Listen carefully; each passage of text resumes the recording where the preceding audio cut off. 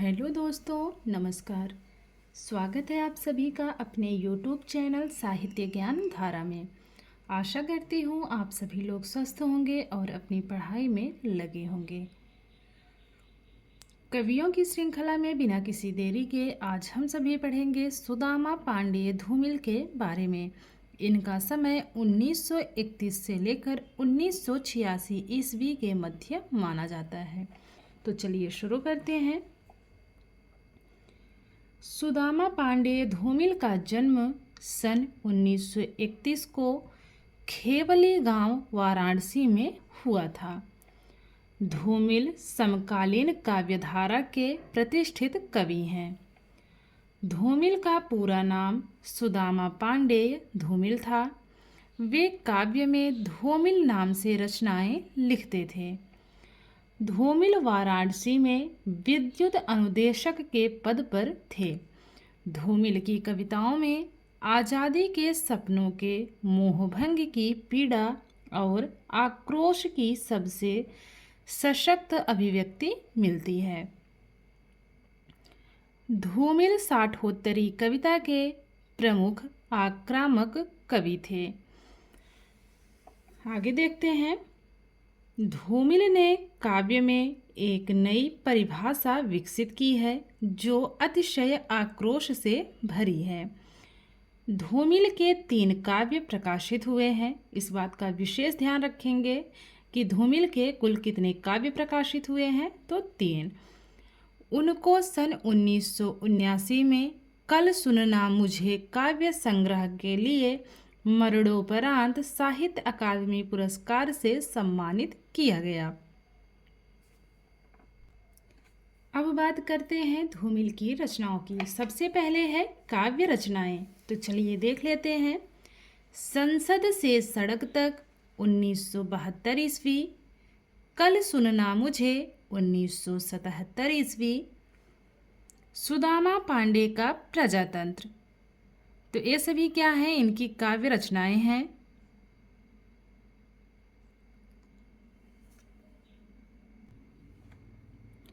अब बात करते हैं इनकी प्रसिद्ध कविताओं की। मोचीराम, 20 साल बाद, पटकथा, रोटी और संसद, लोहे का स्वाद। तो ये सभी इनकी प्रसिद्ध जो है कविताएं हैं। अब बात करते हैं इनकी प्रसिद्ध पंक्तियों की। इनकी पहली पंक्ति है जो बहुत ही ज़्यादा प्रसिद्ध है। एक आदमी रोटी बेलता है, एक आदमी रोटी खाता है, एक तीसरा आदमी भी है जो ना रोटी बेलता है ना रोटी खाता है, वह सिर्फ रोटी से खेलता है। मैं पूछता हूँ यह तीसरा आदमी कौन है? मेरे देश की संसद मौन है। और ली किस रचना से गई है? तो रोटी और संसद से ली गई है। अगली पंक्ति है। क्या आज़ादी सिर्फ 3 थके हुए रंगों का नाम है जिन्हें एक पहिया ढोता है, या इसका कोई खाय मतलब भी होता है? और किस रचना से ली गई है? तो 20 साल बाद से ली गई है ये पंक्ति। अगली पंक्ति की बात करें तो अगली पंक्ति है। मेरी निगाह में न कोई छोटा है न कोई बड़ा है, मेरे लिए हर आदमी एक जोड़ी जूता है जो मेरे सामने मरम्मत के लिए खड़ा है। यह पंक्ति ली गई है इनकी रचना मोचीराम से। तो पंक्तियों के साथ साथ ये भी याद रखेंगे कि ये किस रचना से ली गई है। अगली पंक्ति है। कविता शब्दों की अदालत में खड़े बेकसूर आदमी का हलफनामा है। कविता भाषा में आदमी होने की तमीज है। तो ये सभी इनकी प्रसिद्ध पंक्तियां हैं। इसको 1 से 2 बार जरूर देख लेंगे आप लोग, क्योंकि परीक्षा में पूछी गई ये पंक्तियां हैं। अब बात करते हैं इनके प्रसिद्ध कथन की। इनका कथन है। धूमिल का उदय धूमकेतु की तरह होता है, जिसमें अग्नि भी है, धुआं भी है, धुआं आधुनिकता है और अग्नि प्रगतिशील चेतना। धूमिल की ऊर्जा विक्षोभ, आक्रामकता, भासिक नवोन्मेष देखकर थोड़ी देर के लिए निराला की याद आ जाती है।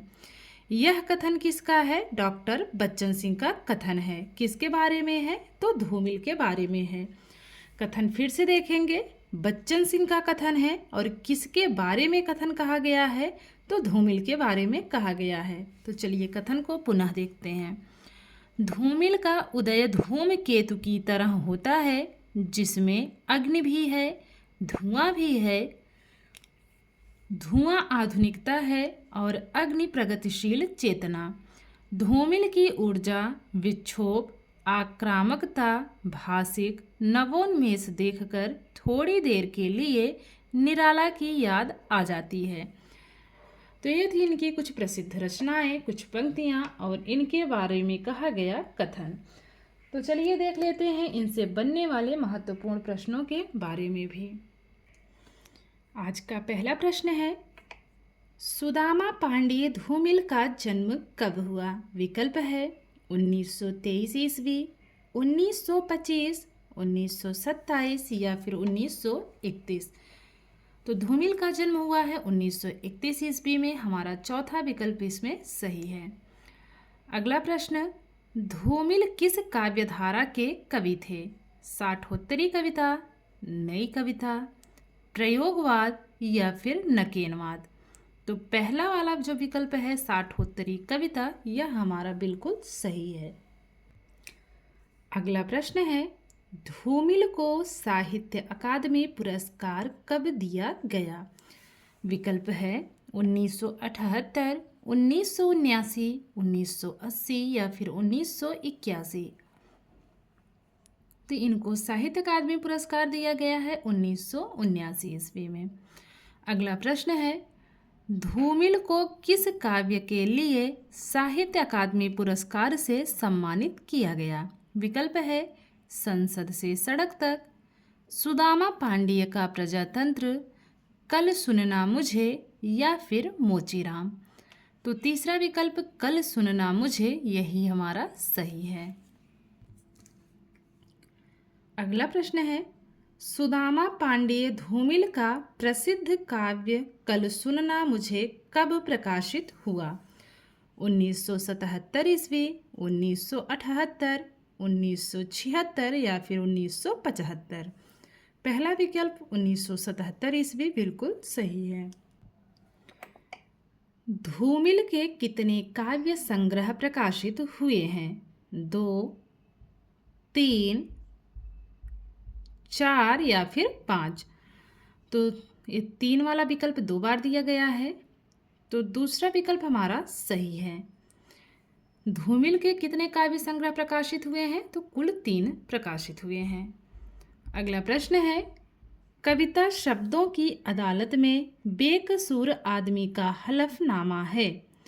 कविता की यह परिभाषा किस विद्वान ने दी है?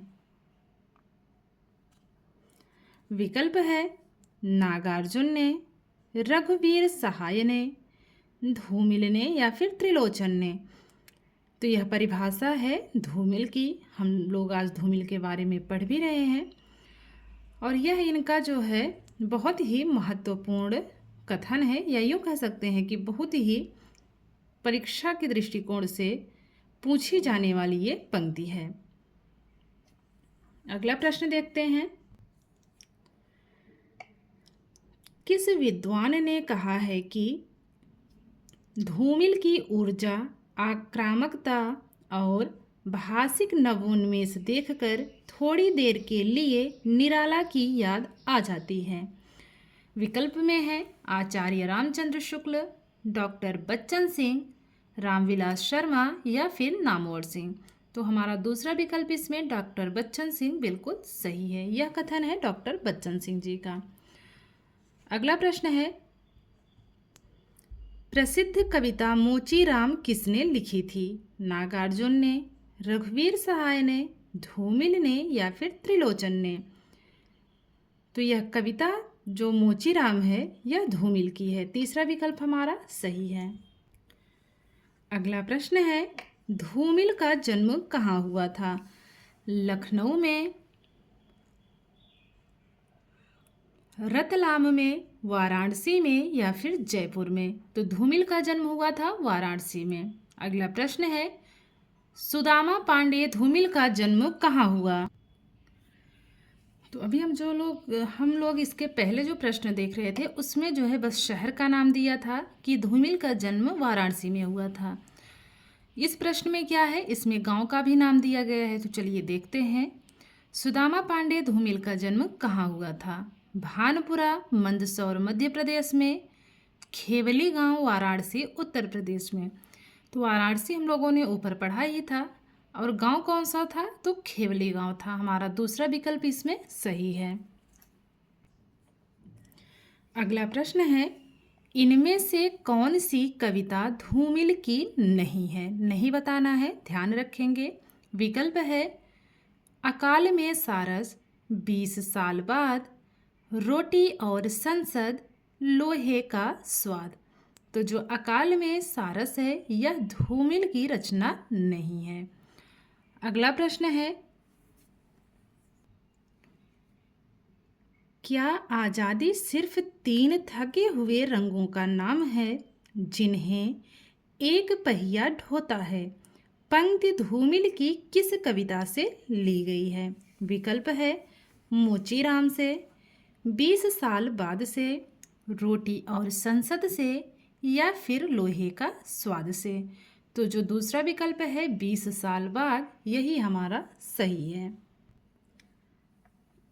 एक पंक्ति है, बताइएगा, मेरी निगाह में ना कोई छोटा है ना कोई बड़ा है, मेरे लिए हर आदमी एक जोड़ी जूता है, जो मरम्मत के लिए खड़ा है। पूरी पंक्ति यही है। यह पंक्ति धूमिल की किस कविता से ली गई है? मोचीराम से, 20 साल बाद से, रोटी और संसद से या फिर लोहे का स्वाद से। तो पहला जो विकल्प है मोचीराम, यही हमारा सही है। अगला प्रश्न है, धूमिल के काव्यों का प्रकाशन वर्ष के अनुसार सही अनुक्रम किस विकल्प में है? तो चलिए विकल्प देखते हैं पहले, उसके बाद हम लोग क्रम व्यवस्थित करेंगे। सुदामा पांडे का प्रजातंत्र, कल सुनना मुझे, संसद से सड़क तक। तो यह विकल्प तो बिल्कुल सही नहीं है। तो जब ये सही नहीं है तो हम लोग दूसरा विकल्प देख लेते हैं। दूसरा विकल्प है, संसद से सड़क तक, कल सुनना मुझे, सुदामा पांडे का प्रजातंत्र। तो यही हमारा दूसरा विकल्प इसमें सही है, आगे पढ़ने की आवश्यकता नहीं है। तो चलिए कैसे ये सही है ये भी देख लेते हैं। तो सबसे पहले है संसद से सड़क तक, इसका समय है 1972 ईस्वी। फिर आता है क्रम कल सुनना मुझे, कल सुनना मुझे का समय है 1977 ईस्वी। उसके बाद है सुदामा पांडे का प्रजातंत्र। तो दूसरा विकल्प हमारा इसमें सही है। आशा करती हूँ आज की वीडियो आप लोगों को पसंद आएगी। अगर वीडियो अच्छी लगे तो प्लीज़ सभी लोग कमेंट के माध्यम से ज़रूर बताया करिए और लाइक भी कर दीजिएगा वीडियो को। जो भी साथी चैनल से नए जुड़ रहे हैं उनका विशेष स्वागत है, और जो साथी पहले से जुड़े हुए हैं उनका बहुत बहुत आभार, बहुत बहुत धन्यवाद। तो मिलते हैं कवियों की श्रृंखला में एक और कवि के साथ। तब तक के लिए सभी को जय श्री राधे कृष्णा, जय श्री सीताराम, नमस्कार।